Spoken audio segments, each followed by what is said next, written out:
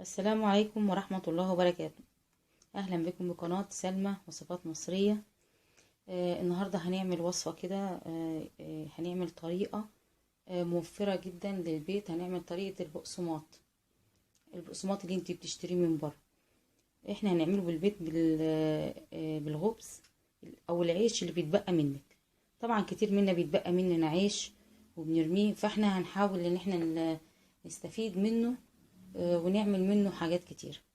يعني العيش المتبقي منك ممكن ان انتي تستخدميه تحمصيه في الفرن وتاكليه كده زي العيش اللي بتشتريه من بره الناشف، وتاكلي بيه الجبنة. او ممكن تقطعيه مكعبات صغيرة وبتدخليه الفرن وتحمصيه. تعمليه للفتة اللي هي بتاعتنا، اللي هي فتة الرز او فتة العدس، او تستخدميه كده. يعني تعمليه مكعبات بالزبدة كده وتعمليه حاجات كده مقرمشة كده، بتبقى حلوة للأطفال برضو، بتبقى جميلة.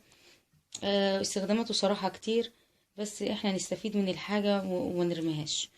طبعا احنا عندنا مثلا هنا كمية من عيش بات منك.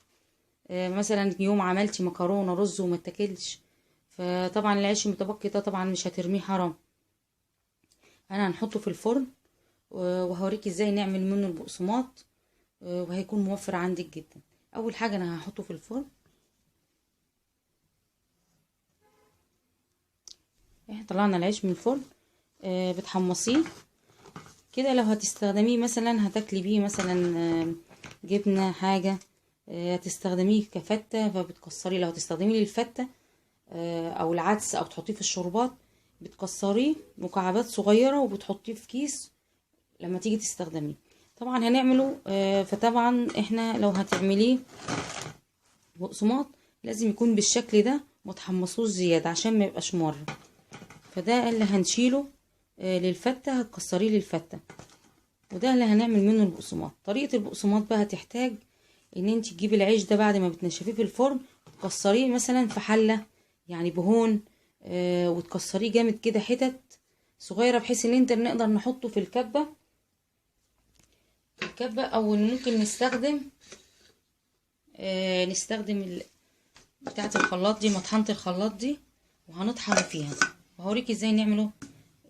يعني بعد ما تطحنيه، بعد ما تكسريه الاول، عايزين نكسره الاول في الحله تكسير جامد كده عشان يقدر يطحن في المطحنه دي. يلا هنطحنه مع بعض، وهوريكم ايه الاضافات اللي هنستخدمها عشان نقدر نخليه زي البقسماط اللي بره واحسن كمان. انا بشتري البقسماط اللي بره صراحه، هما بالفران بيلموا اللي هو بواقي الكحك، واوقات بلاقيه زي ما يكون ريحته سمنه كده، مبيبقاش كويس. وطبعا الكيس اللي هو بنشتريه من بره ده ما بيقضيش طبعا الوجبه. لو هتعملي بفتيك، هتعملي بانيه، هتضيفي لي مثلا لحاجه، مش هيعمل لك حاجه ومش هيوفر معاكي. هنا شكل العيش بعد ما دقيته بالهون بالشكل ده، دقيه على قد ما تقدري. هطحنه في المطحنه. ده شكله بعد ما اتطحن في المطحنه.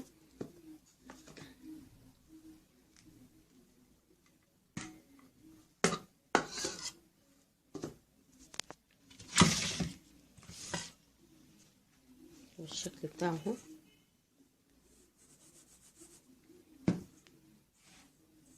بقسماط جميل بيتي موفر، تعملي الكميه اللي انت عايزاها من العيش. انا عندي برضو كميه لسه هخلصها، واجي اوريكم الاضافات اللي انا هضيفها على البقسماط بتاعنا.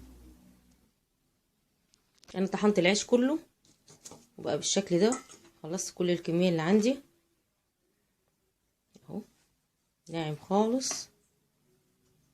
طحنته، بس انا مرضتش اعمله لكم في الخلاط عشان صوته عالي. اوريكم يعني هو بيطحن. هنا عندي ده العيش، ده عيش الفته. لو هتقطعي لي الفته وتحمصي لي الفته، هو بالشكل ده محمص اهو. تحطيه في كيس وتستخدميه لفتة العدس او فتة اللحمة برز، يعني ليه استخدامات كتير اهو. تشيليه في كيس. انا بقى هحط عليه توابل كده عشان تدي طعم الفيجيتار او البقسماط بتاع بره. انا هنا عندي هنا دقيق، معلقتين دقيق ومعلقتين نشا، واضافة من عندي هحط سمسم.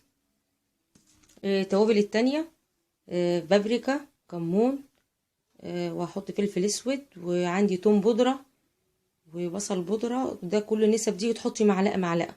وعندي هنا بابريكا كله معلقة.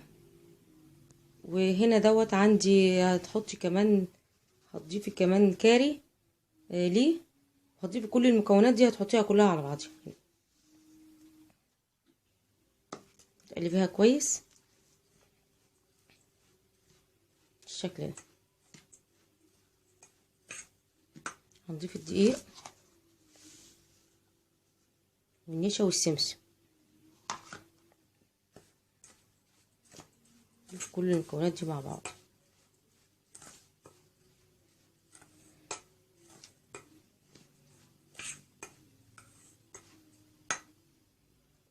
البقسماط خلاص معانا جاهز اهو للاستخدام. ضفت كل الاضافات بتاعته، الدقيق والنشا والملح والكاري والكمون والبهارات، وكل البهارات اللي انا ضفتها قدامكم ضفتها عليه وجاهز. وطبعا في البيت انضف وموفر. طبعا العيش اللي بيفوت منك هو ممكن يتعمل بالعيش الفينو، بس العيش الفينو مش هيبقى متواجد اكتر زي العيش البلدي، لان احنا يعني العيش البلدي بيبقى عندنا فايض كتير منه اهو بالشكل ده. وبتحطيه في علبة او في كيس وبتشيليه للاستخدام لعمل البفتيك، البانيهات، اي تقضية انت اي حاجة انت تعمليها. وكمان اهو ده العيش بتاع الفتة زي ما قلت لحضراتكم، وتشيليه في كيس وتشيليه في التلاجة. تيجي تعملي فتة عدس، فتة لحمة، بيكون متوفر عندك، وبتحمصيه برضو ممكن كده أرغفة تاكليه. بس اهم حاجة يكون العيش يكون يعني ما فيهوش بواقي اكل ولا حاجة، يكون عيش نظيف ويكون كويس يعني، بس يكون بايت او نشف منك. ان شاء الله كده الوصفة خلصت والفكرة تكون وصلت ليكم ان شاء الله. واي حاجة سؤال انا معاكم يعني اي حاجة اوضحها لكم بخصوص الفكرة بتاعتي دي ان شاء الله. بشكركم جدا للمتابعة، وشكرا ليكم، والسلام عليكم ورحمة الله وبركاته.